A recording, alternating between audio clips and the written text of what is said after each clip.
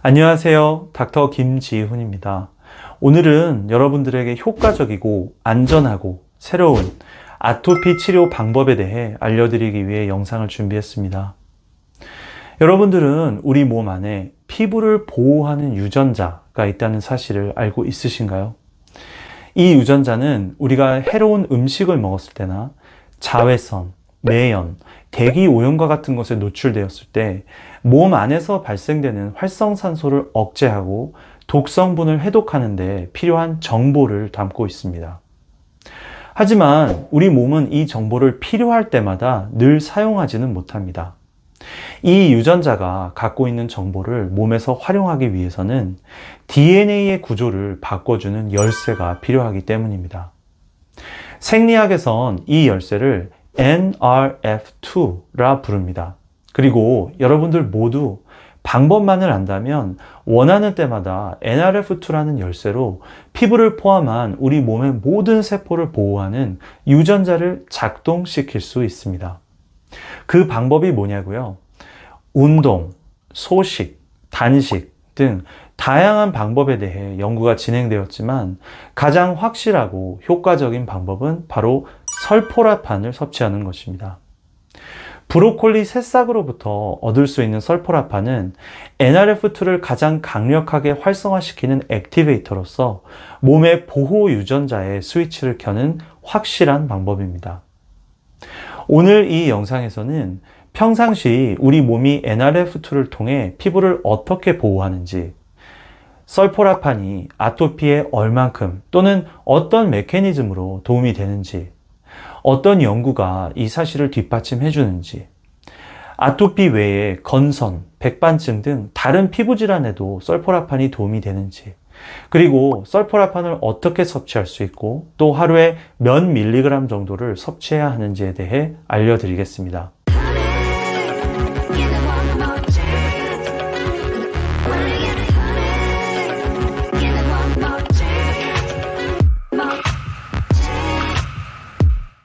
NRF2, 스타워즈에서 나오는 로봇 이름처럼 들리시죠?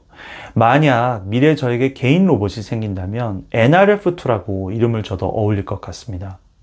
어찌됐든 NRF2는 로봇은 아니고 우리 몸이 환경 변화에 적응하고 산화 스트레스에 대응할 수 있도록 세포의 보호 반응을 일으키는 단백질입니다. 자외선, 방사선, 매연, 대기오염, 튀김 요리부터 가공식품까지 우리가 일상에서 노출되는 환경의 오염물질과 해로운 음식들은 최종적으로 세포 내에서 활성산소를 발생시키기 마련입니다. 활성산소란 짝을 짓지 못한 전자로서 화학 반응이 매우 높아 세포의 손상을 일으키게 됩니다. 활성산소가 너무 많아서 몸을 힘들게 하는 상태를 산화 스트레스라 부르는데, 많은 연구에서는 산화 스트레스를 아토피의 주요 원인으로 주목하고 있습니다. 그렇다면 NRF2는 몸이 산화 스트레스에 대응하는데 어떤 역할을 하는 것일까요? 평상시 NRF2는 KEAP1이란 단백질과 서로 붙어 있는데, 세포 내에 활성산소가 증가할 경우 KEAP1과 분리되어 세포 핵 안으로 이동해 Antioxidant Response Element, ARE라 불리는 항산화 효소 촉진 인자인, 세포를 보호하는 데 있어 수백 개의 항산화 효소와 같은 몸을 보호하는 단백질의 설계 정보를 담고 있는 유전자 영역에 도달하게 됩니다. 여기서 NRF2는 문 손잡이를 돌리듯이 DNA의 구조 형태를 바꿔 유전자의 정보가 읽힐 수 있도록 변화를 일으키고, 몸에서는 산화 스트레스에 대응하는 항산화 효소와 해독 효소들이 생성되게 되는 것입니다. 총 NRF2로 인해 생성되는 항산화 효소와 보호물질은 200개 이상인 것으로 추정되고 있으며, 각 효소는 우리가 환경에서 노출되는 다양한 활성산소와 독성물질을 제거하고 해독하는 데 관여를 하게 됩니다. 예를 들어 NRF2로 인해 생성되는 NQO1이라는 효소는 담배나 배기가스에 함유된 벤젠이라는 발암물질을 해독하는 효소인데, 존스 홉킨스 대학에서 실행한 연구에서는 설포라판의 섭취로 인해 NQO1이 증가했을 때 소변에서 배출되는 벤젠의 함량이 무려 61% 증가될 정도로 해독 능력이 치솟는다는 결과를 보도한 바 있습니다. 발암물질의 배출을 61%나 증가시킨다. NRF2는 정말 대단하지 않나요? 하지만 말씀드렸듯이 이것은 NRF2의 총 세력의 일부일 뿐입니다. 만약 NRF2로 인해 생성되는 항산화 효소와 보호물질들의 전체를 전쟁 상황과 비교한다면 NRF2는 지시를 내리는 총사령관이라 할 수 있고, 항산화 효소와 보호물질들은 육군, 탱크, 해군, 공군 등 막강하고 다양한 군대가 모집되는 것이라 할 수 있습니다. 하지만 안타깝게도 모든 사람들이 이처럼 산화 스트레스에 강력하게 대응하지는 못합니다. 연구에 의하면 NRF2 단백질 자체에만 500가지 이상의 변이가 발견되었고, 이런 변이들로 인해 NRF2가 제 역할을 하지 못할 경우 항산화 효소와 세포를 보호하는 물질들은 적게 생산되고, 세포는 산화 스트레스에 대응하지 못해 다양한 질병에 시달리게 되는 것입니다. 즉, 사람마다 주량의 차이가 있듯이 산화 스트레스에 대응하는 차이가 있다는 것입니다. 그렇다면 아토피는 어떨까요? 아토피야말로 NRF2로 가동되는 보호 반응의 결함으로 인해 산화 스트레스에 적합하게 대응을 못하는 질환이라 할 수 있습니다. 많은 연구에서는 아토피의 환자들을 조사했을 때 NRF2로 인해 생성되는 항산화 효소가 부족하거나 결함이 있다는 것을 밝힌 바 있습니다. 예를 들어 일반인들 25명과 아토피 환자들 25명의 혈액과 세포 내의 항산화 효소의 수치를 비교한 한 연구를 보면 아토피 환자들의 항산화 효소 수치가 일반인들에 비해 현저히 떨어진다는 것을 확인할 수 있습니다. 데이터를 보면 항산화 효소의 대장이라 불리는 슈퍼옥시드 디스뮤타제 같은 경우 일반인은 680, 아토피 환자들은 584로 15%가 낮고, 결핍되면 당뇨, 치매와 같은 질환 발병률을 높이는 것으로 알려진 카탈라제 항산화 효소 같은 경우 아토피 환자 측은 일반인보다 28%가 낮고, 미토콘드리아를 보호해주는 글루타치온 페록시다제 항산화 효소는 무려 50%, 절반이나 감소되어 있었습니다. 또 최고의 항산화제 마스터 엔티옥시던트라 불리는 글루타치온 같은 경우 NRF2로 인해 생성되는 글루타메이트 시스테인 라이게스라는 효소로 조합이 되는데, 아토피 증상을 보이는 사람들은 글루타치온이 33%나 감소된 것으로 나타났습니다. 이렇게 아토피에 있어 항산화 효소의 수치가 전체적으로 낮다는 것은 몸이 산화 스트레스를 이겨내지 못해 환경 변화에 취약하다는 것은 물론이지만, 더 나아가서는 효소 생산의 출발 지점인 NRF2에서부터 문제가 있다는 것입니다. 그렇다면 해답은 무엇일까요? 어떻게 해야 몸에서 항산화 효소를 더 많이 생산하게 할 수 있을까요? 정답은 바로 설포라판입니다. 설포라판의 유니크한 효능은 NRF2를 키프1으로부터 해방시켜 NRF2가 항산화 효소의 생산지인 보호 유전자 ARE를 활성화시키기 때문입니다. 그리고 설포라판의 이 효능을 다른 자연 성분들과 비교했을 때 무려 레스베라트롤의 105배, 강황컬큐민의 13배 도달될 만큼이나 설포라판은 가장 강력한 NRF2 액티베이터로 알려졌습니다. 설포라판은 아토피에 얼마나 도움이 될까요? 쥐에게 아토피를 유발해 설포라판의 치료 효과를 24일간 조사한 연구 결과를 살펴보면 외관으로 봤을 때 아토피 증상이 많이 감소한 것을 확인할 수 있습니다. 그리고 이 실험에서는 투여된 설포라판의 함량이 늘어날수록 아토피 증상이 더욱 줄어들었는데, 이것은 설포라판의 효과가 있다는 것과 동시에 함량이 영향에 미친다는 것을 알려주고 있습니다. 간지러움에 있어서도 큰 변화가 있었습니다. 설포라판이 투여된 쥐들에서는 긁는 횟수가 설포라판의 함량이 늘어날수록 더 줄어들었는데, 킬로그램당 10mg으로 설포라판이 가장 많이 투여된 쥐에서는 긁는 횟수가 정상인 쥐들과 거의 차이가 없을 만큼 감소했던 것이었습니다. 또 현미경으로 피부를 봤을 때 설포라판이 투여된 쥐들은 아토피로 인해 두툼해지는 표피의 두께가 정상인 쥐들과 거의 비슷한 두께로 줄어든 것을 확인할 수 있었습니다. 알러지 반응에서도 변화가 있었습니다. 알러지 반응의 강도를 나타내는 IgE, 면역글로빈 E 수치도 설포라판의 섭취량이 증가할수록 감소하였고 24일 후에는 아토피 쥐의 절반에 도달할 정도로 줄어든 것이었습니다. 그렇지만 이 연구에서 가장 주목할 변화는 염증을 반영하는 사이토카인의 수치가 절반이나 감소하였다는 것입니다. 왜냐하면 아토피는 염증이 쉽게 발현되고 과하고 오래가고 조절이 안 되는 염증성 질환이기 때문입니다. NRF2를 활성화시키는 요법이 아토피에 효과가 있는 또 다른 이유는 필라그린 생성을 촉진하기 때문입니다. 아토피의 발병 요인 중에서는 피부 장벽층의 누수로 인해 면역 반응과 간지러움이 발생하는 것으로 알려졌는데, 필라그린은 피부의 수분을 유지하고 피부 장벽층의 누수를 방지하는 매우 중요한 단백질입니다. 연구에 의하면 아토피 환자들 중 10에서 40%는 필라그린의 기능이 손실된 변이를 보유하고 있으며, 이런 경우 아토피가 더 심하고 천식, 알러지, 비염과 같은 질환으로 연결될 확률이 더욱 높습니다. 하지만 필라그린이 결핍되는 이유는 유전만이 아닙니다. 최근 연구에 의하면 미세먼지, 습도, 물의 경도, 미생물균 등 다양한 환경 요인이 필라그린의 생성에 영향을 미치는 것으로 알려졌습니다. 이런 이유로 아토피가 치료되기 위해서는 몸에서 필라그린을 생성하도록 도와야 합니다.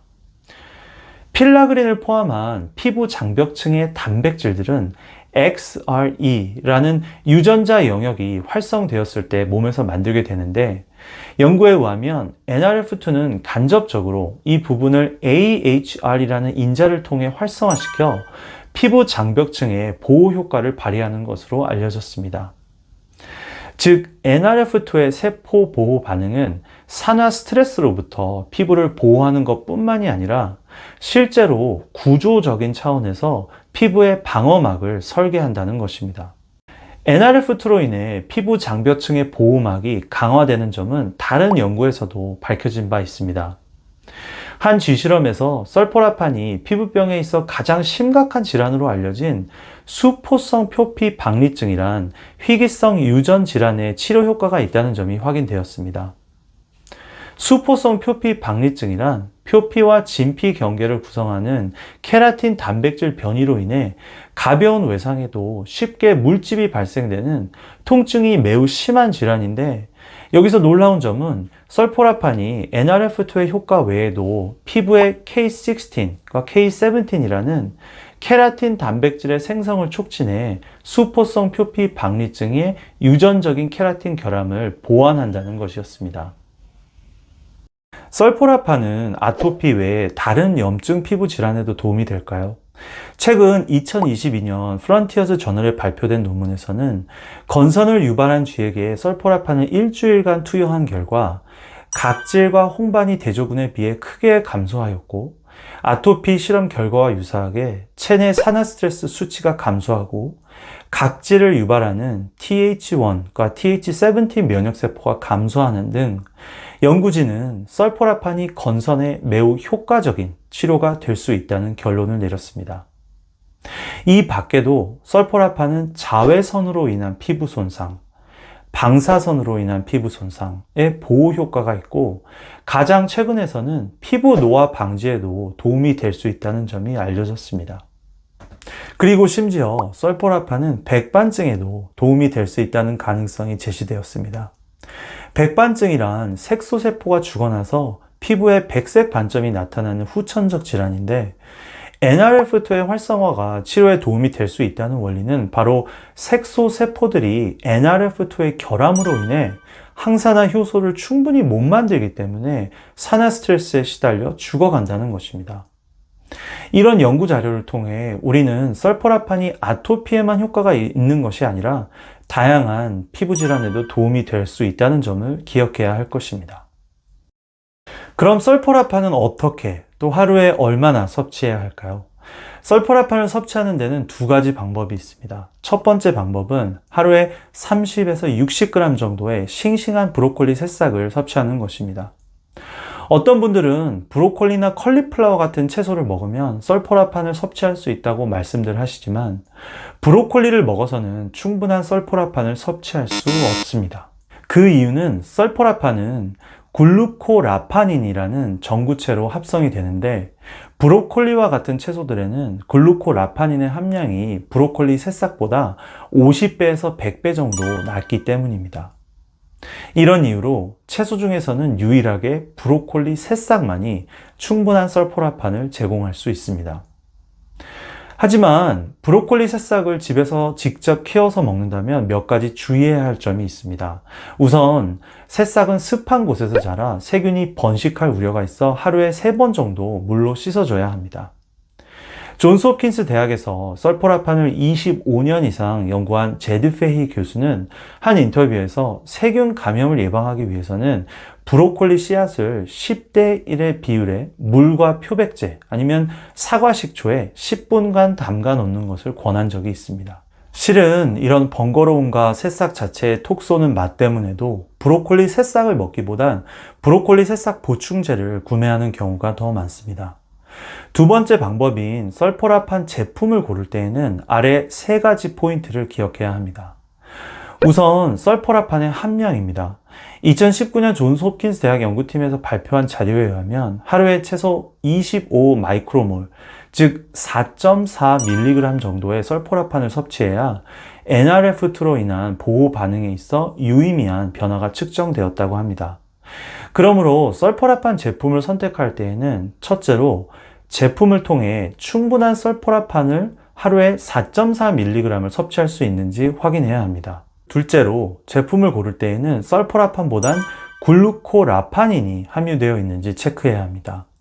물론 최종적으로 우리가 원하는 것은 썰포라판이지만 썰포라판보단 썰포라판의 전구 물질인 글루코라파닌이 함유된 것을 구매하는 게 좋습니다. 그 이유는 썰포라판은 실온에서는 소실되고 마이너스 20도 냉동으로 보관되어야 효능을 유지할 수 있기 때문입니다. 마지막으로 제품을 고를 때에는 미로지나제 효소가 함유되어 있는지 확인해야 합니다. 미로지나제는 글루코라파닌을 썰포라판으로 만들어주는 효소인데 연구에 의하면 브로콜리 새싹 추출물에 미로지나제가 추가되었을 때 썰포라판의 함량이 3배 이상으로 늘어나기 때문입니다. 다음 정해야 할 것은 스스로에게 최적화된 함량입니다. 썰포라판은 하루에 얼만큼을 섭취해야 최고의 효과를 누릴 수 있을까요? 물론 모든 사람들한테 맞는 하나의 정답은 없습니다. 연구에 의하면 적은 양의 글루코라파닌을 섭취해도 썰포라판으로 많게 전환시킬 수 있는 사람들이 있는 반면 썰포라판 전환율이 매우 낮은 사람들도 있습니다. 본인에게 가장 적합한 함량을 알기 위해서는 적은 함량으로 시작해서 점차 늘리는 방식을 권해드립니다. 저의 경험과 그리고 썰포라판의 다른 임상실험에 대한 자료를 참고해 말씀드리자면 하루에 4에서 12mg 정도의 함량 레인지가 대부분에게 적합할 것이라 생각합니다. 섭취 함량에 대해서 더 자세한 정보를 원하시는 분들은 영상 아래 유튜브 디스크립션에 나에게 맞는 썰포라판 함량이라는 글을 참고하시길 바랍니다. 마지막으로 따져봐야 할 것은 부작용과 안전성입니다. 스테로이드는 아토피에 효과가 있지만 오래 사용했을 때 면역계와 혈관이 약해져 다양한 부작용을 일으킬 수 있다는 단점이 있습니다. 그리고 아토피를 겪고 있는 환자들의 85%는 5세 이전의 아이들로 추정되는 만큼 어린 아이들에게도 효과적이면서도 부작용이 없는 안전한 치료제가 시급한 시기입니다. 물론 썰포라판은 더 많은 연구가 진행되어야 하고 아토피의 완벽한 치료제를 할 수 없습니다. 하지만 썰포라판의 큰 장점은 바로 안전성입니다. 설명드린 대로 썰포라판은 우리가 흔히 먹는 브로콜리 같은 채소로부터도 얻을 수 있는 성분이고 높은 함량의 썰포라판이 사용된 임상실험에서도 심각한 부작용이 보도된 바 없기 때문입니다. 이 영상을 위해 자료를 제공해 주신 모든 분들께 감사를 드리고 모든 아이들과 여러분들이 아토피의 간지러움에 시달리지 않고 꿀잠을 이루길 바랍니다. 지금까지 닥터 김지훈이었습니다. 감사합니다.